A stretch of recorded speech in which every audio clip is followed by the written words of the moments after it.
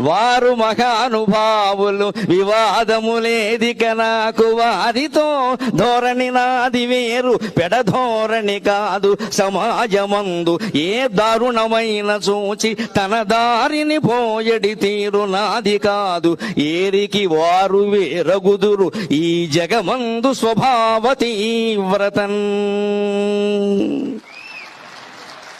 విశ్వామిత్రుడు వశిష్ఠుడు ఇద్దరు మహర్షులే, ఇద్దరు బ్రహ్మర్షులే. కానీ వారిది వశిష్ఠ గోత్రం, నాది విశ్వామిత్ర గోత్రం, కొంచెం తేడా ఉంటుంది. మా గోత్రమే కౌశికస గోత్రం. పైగా వారు ప్రవచన చక్రవర్తి, నా బిరుదం ప్రవచన కిరీటి. నేను బాణాలు వేస్తాను. కిరీటి అంటే బాణాలు వేస్తాడు. అంచేత నాకు ప్రవచన కిరీటి అని బిరుదం, వారికి ప్రవచన చక్రవర్తి అని బిరుదం. నిస్సందేహంగా చక్రవర్తి వారే ధర్మరాజు, నేనే అర్జునుడిని.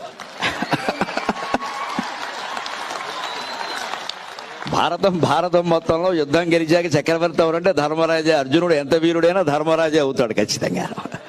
ఆ ధర్మరాజును ఆ రకంగా గౌరవించడమే అర్జునుడికి ఆనందం. ఆ గౌరవం ధర్మరాజుకి జరగడమే అర్జునుడికి ఆనందం. అందుకని వారు ప్రవచన చక్రవర్తి, నేను ఎప్పుడు ప్రవచన కిరీటిని. ఈ రకంగానే తెలుగునాట 2 రాష్ట్రాల్లోనూ ప్రవచనం ఒక ప్రభంజనమై చైతన్యాన్ని నింపాలి అనేది నా ఆశ పూర్తిగాను.